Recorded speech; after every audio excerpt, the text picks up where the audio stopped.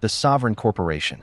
How could a single group of merchants, armed only with a ledger and a royal seal, command more warships than the King of England? Imagine a company that doesn't just sell products, but prints its own money, declares its own wars, and executes its own prisoners. This is the paradox of the merchant king, a private entity that functions as a sovereign state while answering only to its shareholders. Today, we look at modern tech giants as all-powerful, yet they pale in comparison to the sheer, unchecked dominance of the Dutch and British East India companies. We are entering an era where the lines between commerce and government blur into a singular, terrifying force. The story begins in the bustling ports of the 1600s, where risk was the only currency that mattered. To reach the Spice Islands, a merchant faced a 70% chance of death. To solve this, the Dutch invented the first ever joint stock company, the VOC. It was a revolutionary financial engine that allowed ordinary citizens to buy shares, spreading the risk and concentrating the capital. This wasn't just a business. It was the birth of the modern stock market, fueled by the desperate desire for clothes that were worth more than their weight in gold. The Dutch government granted the VOC a monopoly of force. This meant they could build forts, maintain an army, and negotiate treaties. In the eyes of the law, the company was the state. They didn't just trade, they conquered. When local rulers refused to cooperate, the company's private navy ensured compliance through the slow burn of economic blockade or the sudden violence of a broadside cannon fire. The merchant kings had arrived, and they were answerable to no one but the bottom line. Not to be outdone, the British East India Company, EEC, emerged with its own royal mandate. While the VOC focused on the spice trade, the EIC set its sights on the vast wealth of the Mughal Empire in India. They started as humble petitioners at the emperor's court, but through clever manipulation of local politics and the superior firepower of their private sepoy armies, they slowly hollowed out the empire from within. They became the tax collectors for millions, turning an entire subcontinent into a corporate subsidiary. But power of this magnitude is inherently unstable. By the late 18th century, the merchant kings had become too big to fail and too corrupt to function. They were drowning in debt, while their executives lived like royalty. The very greed that built these empires began to consume them from the inside out, setting the stage for a collapse that would force national governments to step in and seize control. The age of the company state was ending, but the blueprint for the modern corporate world had been etched in blood and ink. The Amsterdam engine. If the ships were the body of the VOC, Amsterdam was its beating heart, a city where the scent of herring mixed with the fragrance of cinnamon and the thick smell of fresh ink. It was here that the world's first permanent stock exchange was built, not out of stone, but out of pure human greed and speculation. Investors didn't just bet on a ship's arrival, they bet on the future of global dominance, turning a muddy harbor into the financial capital of the world. The VOC's brilliance lay in its ability to pool the capital of thousands of Dutch citizens. From housemaids to wealthy landowners, everyone wanted a piece of the eastern riches. This influx of cash allowed the company to build East Indiamen, the cargo-hauling giants of the 17th century. These ships were floating warehouses, capable of carrying thousands of tons of spices across the most treacherous oceans on Earth. However, the cost of maintaining such a fleet was astronomical. The company began to realize that trade alone wasn't enough. To protect their investment, they needed to control the land where the spices grew. To secure a 100% return, the VOC demanded 100% control. They didn't just want to be the best traders, they wanted to be the only traders. This shift from trading partner to colonial master was the turning point that would lead to centuries of exploitation. The VOC began to act as a state within a state, issuing its own laws and enforcing them with iron and lead. They established administrative hubs like Batavia, modern-day Jakarta, turning them into miniature versions of Amsterdam in the tropics, complete with canals and gallows. The life of a VOC employee was a gamble against nature and disease. Half of those who sailed never returned. Scurvy, dysentery, and shipwrecks were constant companions. Yet, the lure of the Golden East was too strong. The company treated its men as expendable assets, much like the spice they carried. For the directors in Amsterdam, a sunken ship was a line item on a balance sheet. For the families in the Netherlands, it was a tragedy. This cold, analytical approach to human life became the hallmark of the corporate empire. As the 1600s progressed, the VOC's success created the first true speculative bubbles. People weren't just trading shares, they were trading the idea of wealth. The tulip mania was just a symptom of a society intoxicated by easy corporate credit. But as the directors began to realize, a company that grows through violence and debt must eventually face a reckoning. The bridge to our next chapter lies in the bloody islands where the true cost of this wealth was paid in full. The Spice Warriors. Can a handful of nutmeg be worth more than a man's life?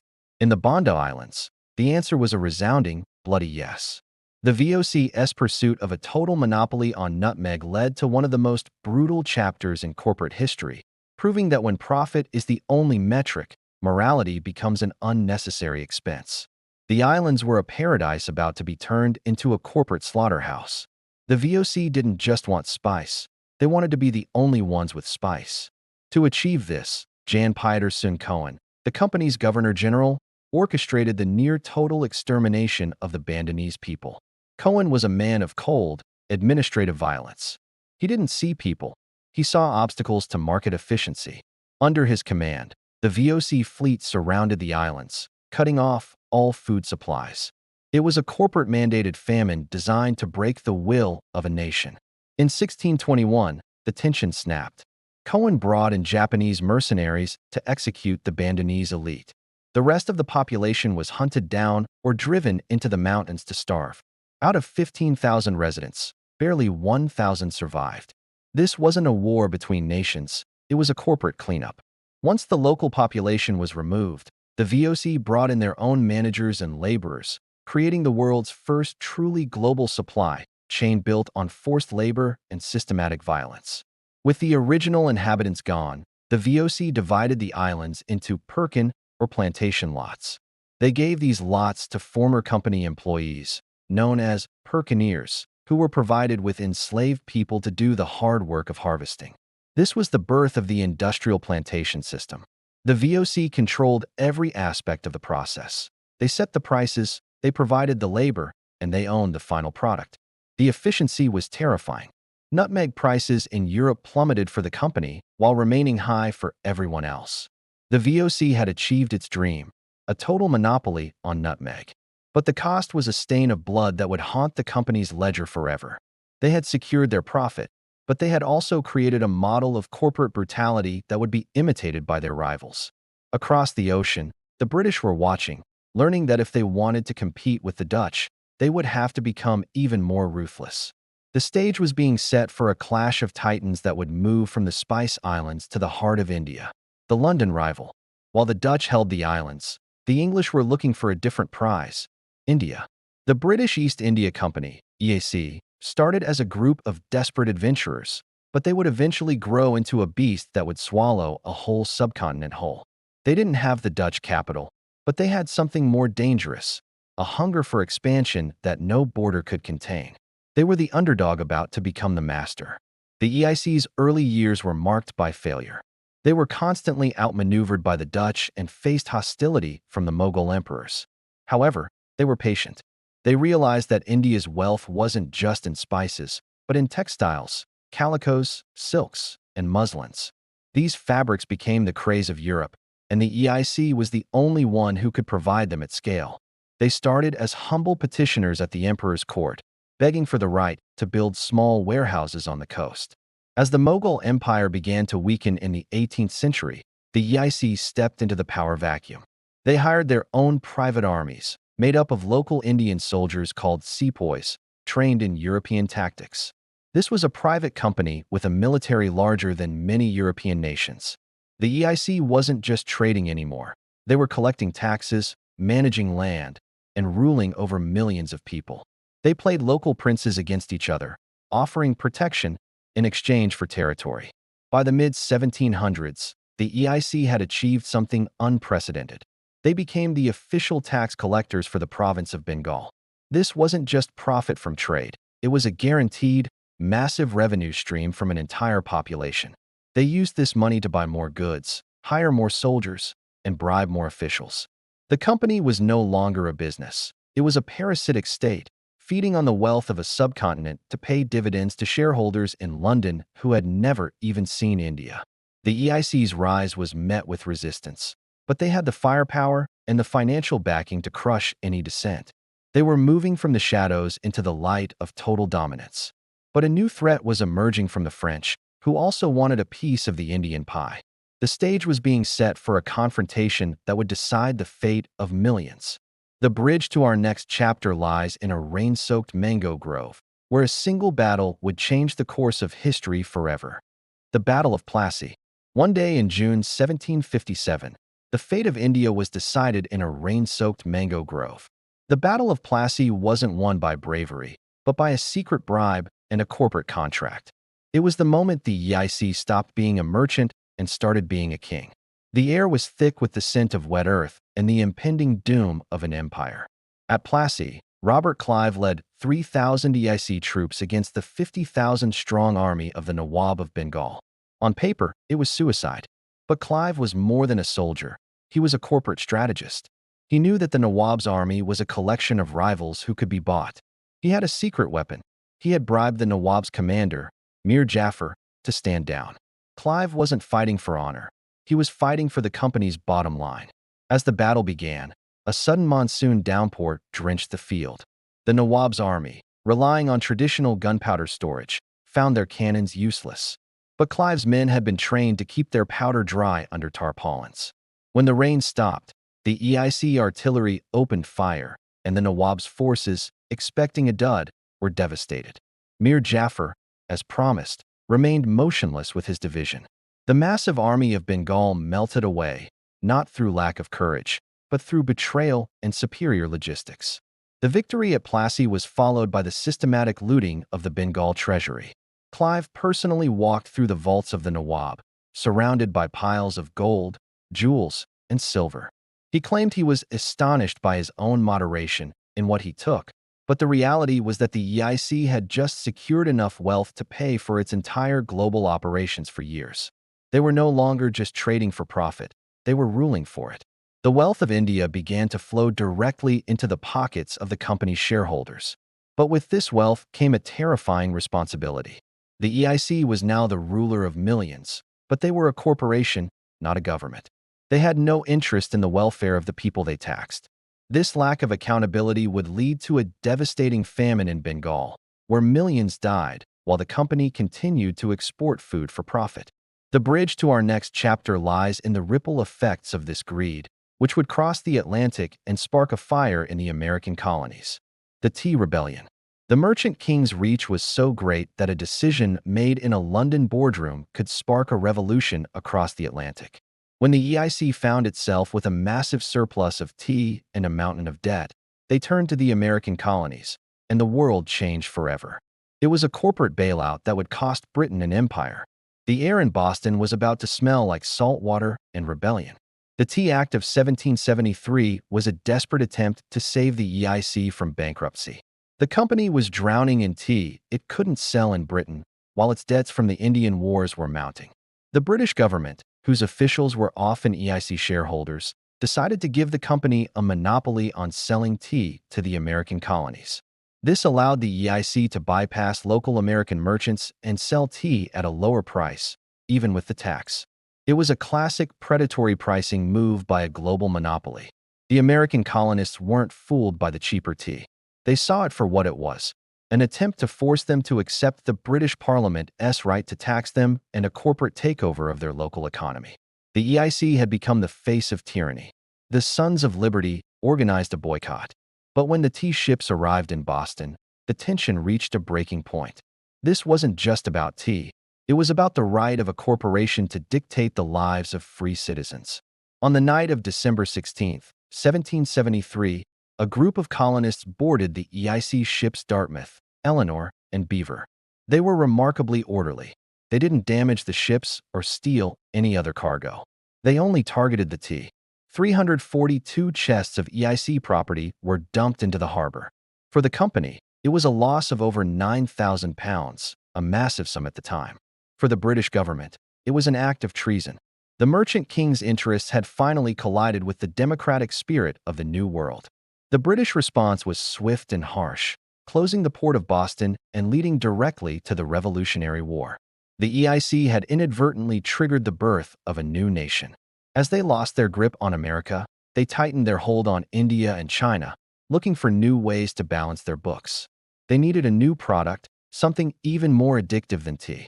The bridge to our next chapter lies in the poppy fields of Bengal, where the merchant kings would start the world's largest illegal drug trade.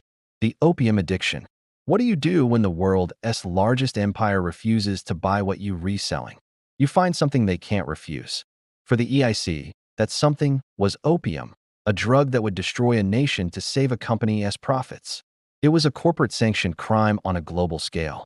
The air in Canton was about to become thick with the sweet, deadly smoke of the poppy.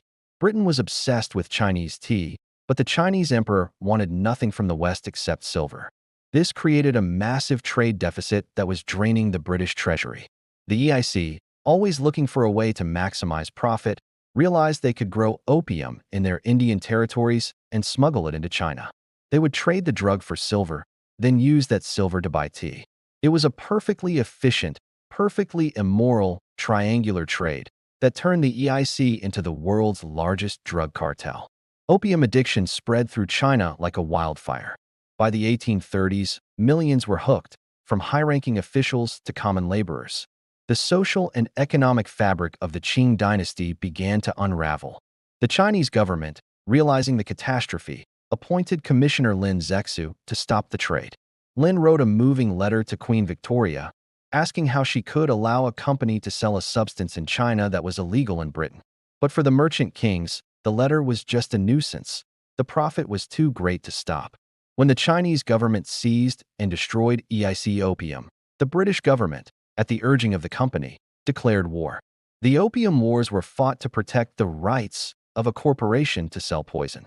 The British Navy, with its modern ironclad steamships, devastated the traditional Chinese junk fleet.